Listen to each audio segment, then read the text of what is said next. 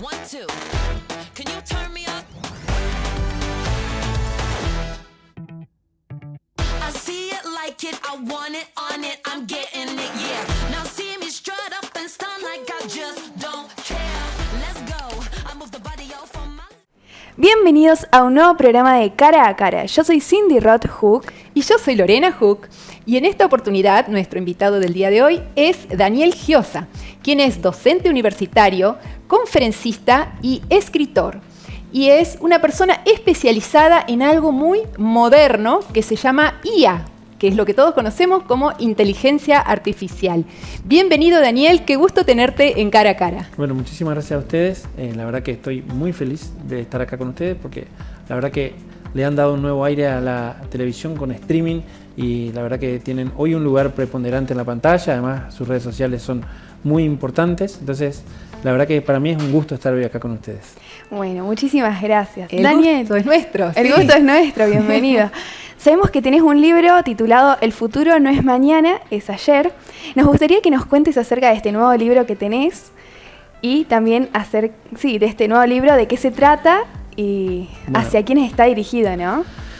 La verdad que un libro es como un hijo chiquito, porque cuando uno empieza a escribir, en primer lugar como docente, creo que todos los docentes deberíamos aprender a escribir un libro porque mejora mucho lo que decimos y cómo la gente lo entiende. Entonces tenemos que aprender a escribir para que quien lee pueda entender exactamente. Entonces es un ejercicio muy bueno para los docentes, nos ayuda mucho y en mi caso me ayudó a mejorar. Hoy creo que después de haber escrito los libros como estoy, me siento un poco más preparado para cuando tengo que dar una charla o dar algo que sea de forma escrita, la gente lo va a entender bien. Para eso me hizo el ayudo de toda la gente editorial que me ayudó, de todos los correctores que tuve y todas las correctoras también, que en muchos casos fueron muy duras con las devoluciones que me hacían.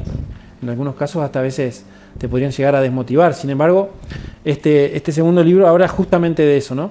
De la instantaneidad que hoy estamos requiriendo y que tenemos que pensar también en de a dónde venimos, hacia dónde vamos y qué es lo que hoy estamos haciendo para que nuestro futuro sea un poquito mejor.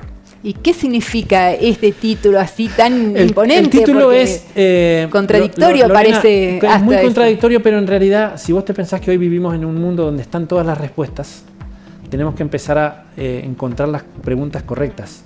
Hoy con la inteligencia artificial, con el Big Data y con la Internet funcionando como funciona en cualquiera de nuestros dispositivos, tenemos las respuestas a todo, tenemos que encontrar las preguntas. Y muchas veces esas preguntas no están en el presente, sino que están en el pasado.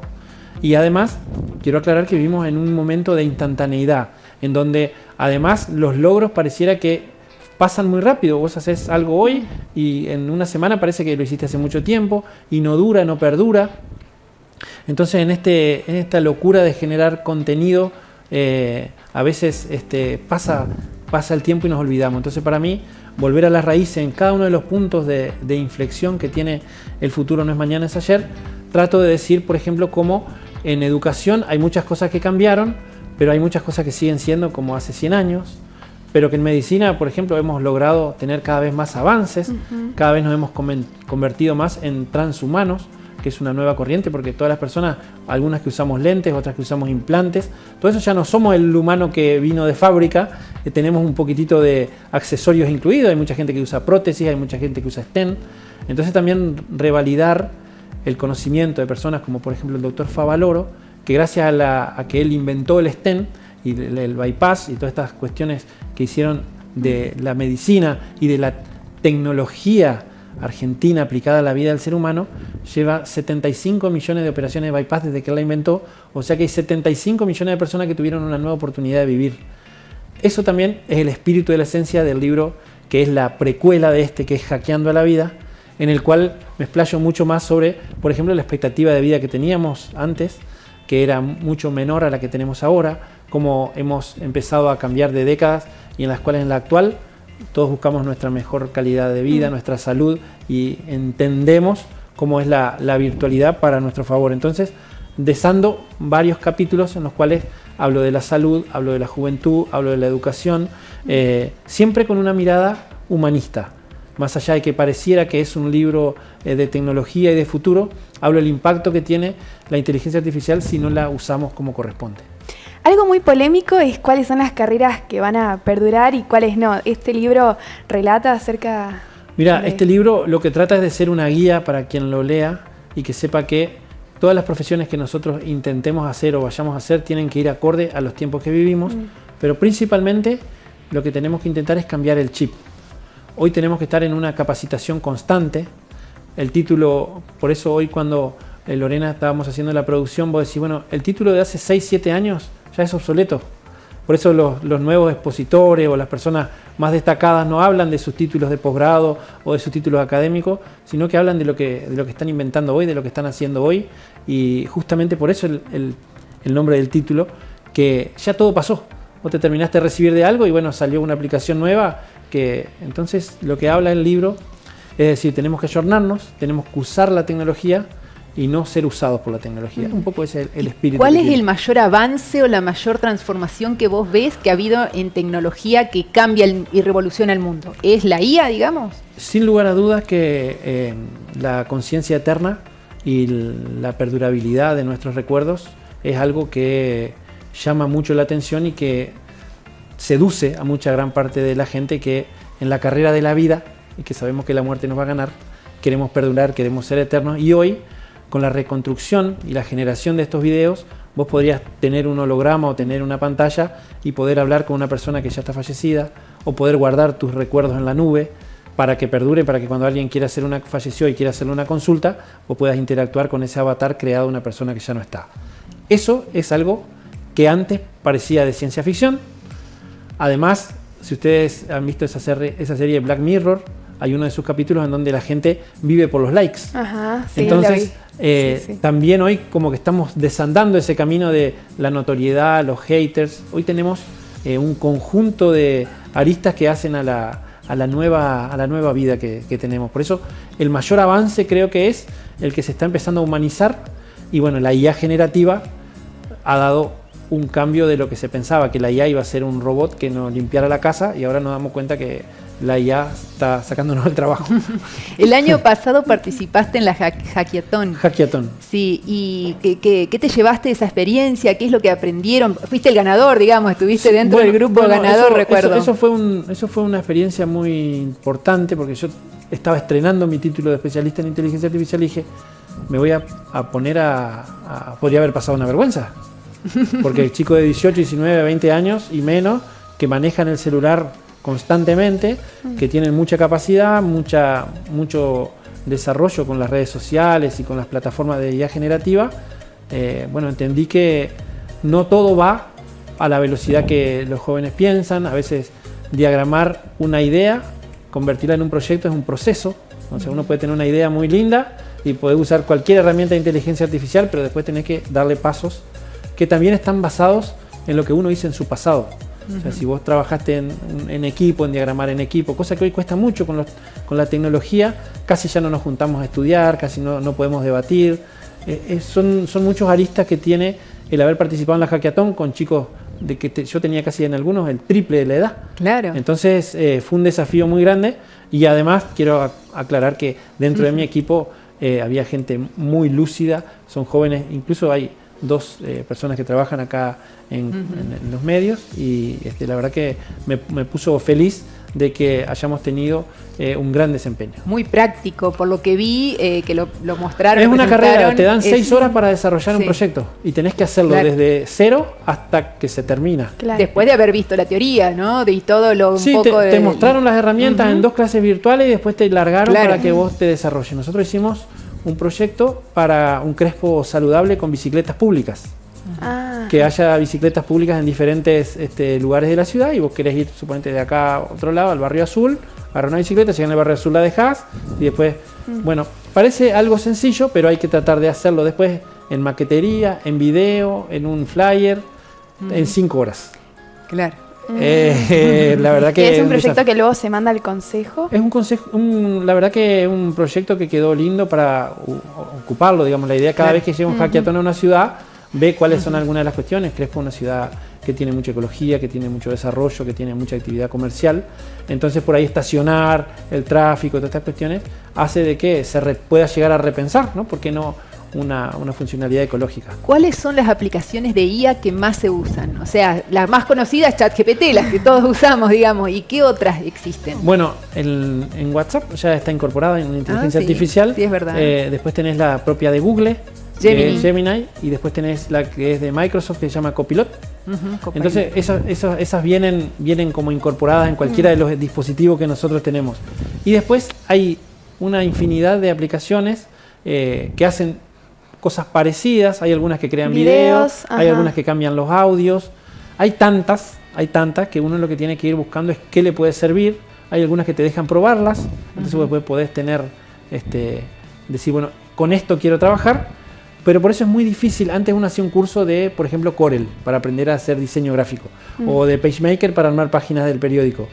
Y hoy tenés que estar atento a que dentro de una semana podés a tener que aprender otro programa para diseño. Hay muchísimas aplicaciones, cada vez más sencillas, cada vez más baratas, que tienen un costo, cada vez más baratas y cada vez más potentes. Estaría bueno saber qué es lo legal y lo ilegal en la inteligencia artificial. Por ejemplo, en los posteos, qué se puede postear, qué no, si hay que poner en la descripción una referencia a la inteligencia o no. Bueno, ahí tiene que ver mucho un poco con la parte del pasado, ¿no? Por ejemplo, los derechos de propiedad intelectual o los derechos de propiedad de un pintor, por ejemplo, que hoy una máquina podría hacer una réplica exacta de un cuadro de cualquier artista, o por ejemplo transformar, vos subís a ChatGPT, decís, haceme esta foto como que si lo hubiese pintado Picasso, y te la saca como si lo hubiese pintado Picasso. Y eso de quién es la propiedad intelectual de eso, de quién escribió el prompt o de la empresa que generó la imagen. Hay muchos debates todavía, Cindy, en cómo se va a hacer la legislación referente al patentamiento de una imagen. Mira, hay un caso muy controversial actualmente en Estados Unidos. En Los Ángeles, en algunos de los estudios de Hollywood, empezaron a usar pistas de audio creadas por inteligencia artificial. Entonces hubo canciones enteras, digamos. Exactamente, porque hoy que las hace la IA, digamos. que te la hace la IA, le pones la letra, el texto y lo que vos quieras. La de Saulo, por ejemplo, que es una canción muy conocida. Exactamente, entonces decían, bueno, nos vamos a quedar sin trabajo los músicos. Claro. Entonces, una plataforma como Spotify, que le debe regalías a los artistas que suben música, estaban muy preocupados y hubo litigios legales de quién era esa canción, si era de la plataforma o era del usuario. Claro. Entonces decidieron de que la plataforma puede ser, la canción puede ser de la persona, pero tiene que pagar el canon por usar el programa. Claro. Por decirte, nosotros antes dibujamos en Paint, para que la gente que nos mira lo vea, o en cualquier editor. ¿Esa imagen de quién es? ¿Tuya o de Microsoft? Porque en realidad vos la hiciste usando una plataforma, o quien dibuja en alguno de los programas de Photoshop o lo que sea. ¿Esa imagen de quién es? Esa controversia se resolvió por la parte económica. Si vos querés que sea tuya, pagá el derecho de propiedad. Entonces después la podés vender como que si fuera tuya. Todas legislaciones nuevas, muy importantes que tenemos que hacer, pero porque no solamente viene en la música o en una imagen, sino que también van a venir en leyes, van a venir en reglamentos, van a venir en ordenanzas, que no sabemos si la hizo la IA o si la hizo la persona, o si se apoyó en la IA. La verdad que yo creo que llegamos a un momento, como yo lo digo siempre, en que tenemos la totalidad del universo. Que antes íbamos a una biblioteca, sacábamos los apuntes, hacíamos una fotocopia. Hoy le haces una pregunta y te da respuestas, con sesgo, con un miramiento parcial, porque no es absolutamente imparcial. Entonces por ahí nosotros tenemos que entender de que podríamos usar 3 o 4 para que preguntarle lo mismo, a ver cuál es la respuesta y sacar una respuesta propia. Que por ahí los adolescentes te copian y pegan como hacían antes con la Wikipedia, y después hasta te dejan el link. Digo, tomate la molestia de leerlo, aunque sea lo que me copias y me pegas. Claro. Así que es todo un debate, es algo muy nuevo, va a cambiar la forma que tenemos de enseñar, de comunicarnos, de aprender, pero bueno, son herramientas que están a nuestra disposición. Por eso yo siempre me pregunto, a veces como docente, si alguien que rinde un examen apoyado en inteligencia artificial pasó o no pasó. Y es una cuestión que yo digo, yo lo que quiero es que la persona, cuando se encuentre en la vida real con esa situación, la resuelva. Claro. No buscar la salida fácil al toque. Pero apoyarse. Mira, hay un nuevo concepto que es que nosotros en esta época del mundo en la que vivimos, terciarizamos el cerebro. ¿Vos de cuántos números de celulares te acordás? Ninguno. El propio y el de El mi propio abuelo. y alguno más. Uno más. Terciarizamos. Sí, Con la sí, es calculadora terciarizamos sumar. Ya nadie cual. más anota los puntos. Es así, sí. Directamente terciarizamos los cálculos, terciarizamos la agenda telefónica, Y nos terciarizamos las olvidamos de ubicaciones. pensar, ¿no? Las ubicaciones, lo terciarizamos, ¿no? Porque Sí. pensamos siempre. Pues las ubicaciones, si yo no quiero preocuparme, pongo el Google Maps, me lleva. Quiero comunicarme, ahora hay agentes de IA que le decís, tengo que llamar a tal hora, tengo que llamarle y mandarle este mensaje, o sea que lo podés preprogramar. Entonces, esa terciarización del cerebro nos hace un poquitito más vulnerables tal vez a algunas cosas que están pasando, como los hackeos, y por ahí no prestamos atención a lo que hablamos y pasamos contraseñas y datos. Es decir, si usted quiere usar esta herramienta, ponga siguiente, y después no sabemos qué estamos descargando con tal de hacer tal o cual efecto que vemos a veces en los reels de Instagram o de Justamente TikTok. con el tema de los hackeos, está habiendo muchísimos casos de gente que es hackeada en el WhatsApp, en sus teléfonos, en las redes, porque les pasan, lo más normal es que les pasan un link, abren ese link pidiéndole un código o algo así, lo dan, y tuvimos un caso hace poquito acá muy reciente. ¿Cómo se puede hacer para que la gente tome conciencia de eso? ¿Falta educación? ¿O qué pasa que, digamos, hay tantos casos de hackeo? En primer lugar, son delincuentes que están 24/7, 365 pensando o ideando cómo estafar a la gente. Es un sistema delictivo. Entonces, cada día o cada momento o según cada época en la que vivimos, o como por ejemplo pasó con esta persona, vendía un vehículo, entonces estaba interesado en que se lo compren y por la intención de vender se ve que subsiguió en la seguidilla y ahí fue cuando brindó unos datos que no debería.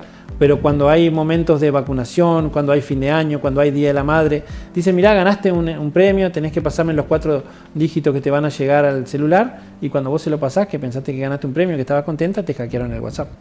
Es una organización criminal delictiva que se encarga de hacer esto, después hacen otra burla y por ahí 4 o 5 personas le enganchan y bueno, creo que el Estado debería tener más acción legal y penal sobre eso, porque es claramente una estafa. Eso lo decís en tu primer libro, ¿no? Hackeando la vida, además de eso, es decir cómo nos cuidamos entre nosotros, cómo aprendemos entre nosotros y cómo por ahí ha habido personas en mi vida y yo que tengo que agradecer, porque son las que te han formado y dejado hacer. Porque a veces en la vida vos podés decir a alguien, bueno, vamos a hacer tal cosa y nos quedamos en el dicho, o nos quedamos en intentar, o nos quedamos en esto de a veces no hacemos y quedamos como pensando, ¿no? Como cuando está la ruedita pensando. Claro. Y ahí en Hackeando la Vida lo que intenté contar es que todo es un proceso de aprendizaje y que uno tiene que dejar siempre las puertas abiertas, que tiene que aprender a trabajar en equipo y valorar el equipo, porque eso es muy importante, saber con quién trabajás, con quién te codeas y terminar siendo una gran familia. Hay un capítulo en Hackeando la Vida que se llama El algoritmo de Crespo, en donde yo traté en 8 o 10 páginas contar cómo fue mi proceso para llegar a hoy, toda la gente que me iluminó, que Dios me puso en el camino y que me fueron abriendo puertas y que traté de dejar cada una de esas abiertas para después seguir o con la segunda o con la tercera generación teniendo esta convivencia en un momento en el cual pareciera que las relaciones humanas se van quedando un poquito de lado. Y como docente universitario, ¿qué cambios tendría que haber en la docencia o qué, digamos, los docentes, cómo deberían ponerse a la altura de las tecnologías? Porque hoy decirle a un chico, haceme un trabajo práctico y le piden el ChatGPT y en 2 minutos te lo hace, digamos. ¿Cómo hacer en el caso, o qué cambios debería haber en el marco de la docencia, digamos, para ayornarnos a estas nuevas tecnologías? Mira, hoy justamente así como los estudiantes pueden resolver una situación en 2 minutos, si los profesores tenemos el expertise, podemos generarle un trabajo para que no lo terminen en 2 minutos. Depende también, por eso te digo, yo tengo la suerte de trabajar en la Facultad de Ciencia y Tecnología, en el cual se está impulsando el acortamiento de las carreras, empezar a ayornar los contenidos, empezar a meter o insertar tecnología dentro del aula. En el caso nuestro, hicimos hace poco una presentación de la automatización. Yo te hablo a vos de automatización de avicultura y vos sabés de qué te estoy hablando.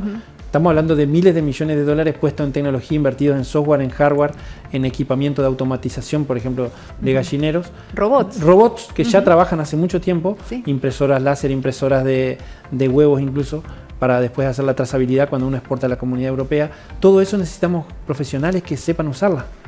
Y por ahí es lo que necesitamos cambiar algunas cuestiones educativas y no enseñarle Word y Excel o PowerPoint. Necesitamos enseñarle SCADA, necesitamos enseñarle programación, necesitamos enseñarle que sepan hacer un landing o una app para que el propietario pueda ir viendo minuto a minuto qué está pasando en su granja.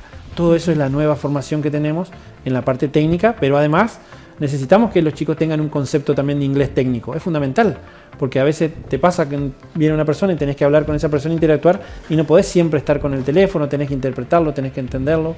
Entonces además necesitas de contabilidad para cualquier cosa, más allá que hoy vos le pedís a ChatGPT que te haga una fórmula para Excel, algo que nos llevaba 2 meses, te la hacen 6 segundos.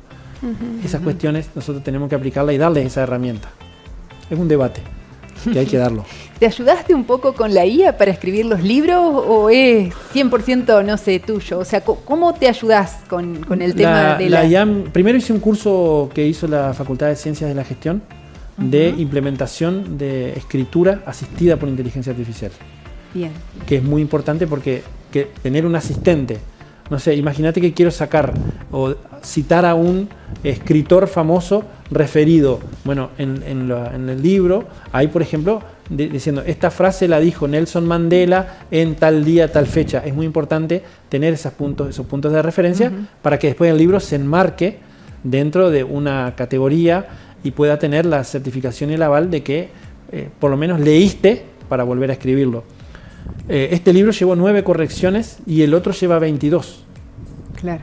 ¿Por qué? Porque, por ejemplo, tengo una correctora de Córdoba que ella me dice, Daniel, tenés que poner en tiempo y espacio para que la gente se ubique cómo fue el devenir de las cuestiones, no que la computadora se inventó del aire, no que los celulares se inventaron del aire. Entonces hubo que hacer todo un proceso. Contexto sería. Darle contexto, y eso la inteligencia artificial ayuda muchísimo, porque, pero en las cuestiones puntuales, en donde tenés que ir narrando situaciones, donde tenés que ir escribiendo, y ahí es un poco más personal y, por llamarlo así, artesanal, porque si no, no podemos transmitir lo que queremos. Y como acotación, el prólogo del libro, de este libro, lo escribió quien en estos días recibió el mayor premio y la mayor condecoración del Estado Nacional a una persona, que es Roberto Romani.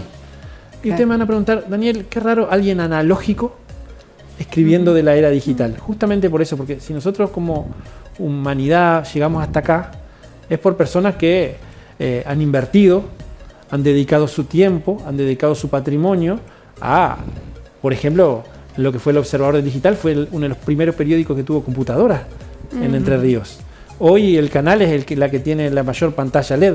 Para eso, para este presente que vivimos, tiene que haber gente que en el pasado vaya nutriéndose del desafío de querer mejorar y progresar, que eso es lo que intenté escribir en este libro, que el futuro ya pasó porque en realidad lo están gestando quienes son las personas que pusieron los cimientos para que hoy tengamos lo que tenemos. ¿Cuáles son los mitos o ideas erróneas acerca de la inteligencia artificial que te encontrás con más frecuencia? Bueno, más que mitos, hoy son cuestiones que nos van desafiando y van llevando esos mitos a ser realidad. Hay un santo que se llama San Juan Martín de Porres que fue santificado por una cuestión que era la bilocación. O sea, estaba en 2 lugares a la vez. Eso hoy no sería un milagro, porque hace una videollamada y en realidad estás con otra persona en otra parte del mundo, y si hay otra persona más, ya sería una trilocación. Entonces, hay muchas cosas que antes nosotros las veíamos como milagrosas, como increíbles. El celular.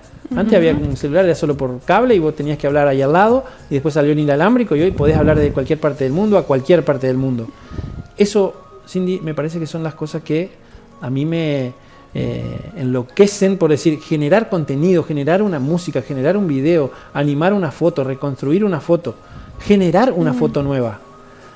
Hay muchas cuestiones que a mí me sorprenden cada día, y la verdad, hay algunas que uno dice, ¿esto será verdad o no será verdad? Yo me lo pregunto todos los días, ¿esto es verdad o no es verdad? ¿Esto es verdad o no es verdad?